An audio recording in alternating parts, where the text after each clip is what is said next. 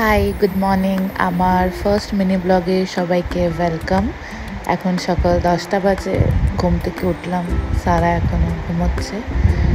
চলুন ওঠা যাক। আজকে খুব সুন্দর রোদ উঠেছে এবং আজকে সানডে মর্নিং, তো একটু লেট করে ঘুম থেকে উঠেছি। উঠে জিরা জল খেয়ে নিলাম। এটা আমি প্রতিদিন খাই, এটা আমার প্রতিদিনের রুটিন। এরপরে একটু বাইরে গেলাম গাছগুলোকে দেখতে। অবশ্যই বাবার লাগানো সবকটা গাছ।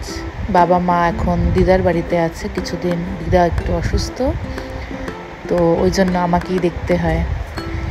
এরপরে এই যে কাল রাতে মাথায় অনেকটা তেল দিয়েছি, সেটিকে ধুতে হবে। এরপর আমার গণেশ আর আমার গুরুদেবকে দেখালাম সকাল সকাল। এরপর এই যে সারা শুয়ে আছে এখনো, পর্দা খুলে দিলাম, ঘরে সুন্দর আলো ঢুকছে, স্নান করে নিলাম। এই যে সারাও উঠে পড়েছে, বিস্কুট খাচ্ছেন উনি, এটা ওনার বিছানা। এরপরে মায়ের কাছে গিয়ে ভাত খেয়ে নিলাম আর টিভি দেখছি। এরপরে যাব গড়িয়াহাটে, বাসে করে আমি আর মা গড়িয়াহাটের দিকে রওনা হলাম। আজকে কিছু কেনাকাটা করব, খুবই অল্প। এই যে সেজে গুজে বেরিয়ে পড়েছি গড়িয়াহাটের জন্য। প্রচণ্ড ভিড় আজকে জুডিওতে, এবং আজকে একটি ইনফরমেশন দেব আপনাদের। হয়তো পুজোর জন্য এখন যত কসমেটিক্সের ডিপার্টমেন্ট আছে, যেখানে নেল পলিশ এসব পাওয়া যায়, ওখান থেকে জিনিসগুলো নিয়ে ওখানকার কোনো স্টাফদের হাতেই দিতে হবে। তারা একটি কুপন দেখবে ও সেই কুপনটি নিয়ে বিল কাউন্টারে দেখালে তবে তারা বিল করে আপনার জিনিসপত্রগুলো দিয়ে দেবে আপনার হাতে। আগে থেকে আপনার হাতে জিনিসপত্রগুলো দেবে না।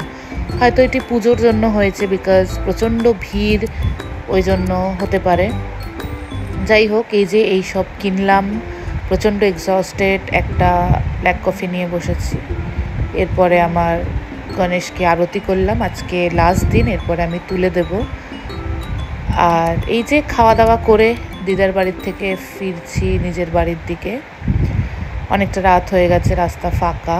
বাড়ি গিয়ে জিরে, মেথি আর মৌরি জল ভিজিয়েছি, প্রতিদিন সকালে খাই। আর কালকে আমার অফিসের টিফিন রেডি করে রেখেছি। এই যে সারাও খাওয়া দাওয়া করে এখন ঘুমোবে।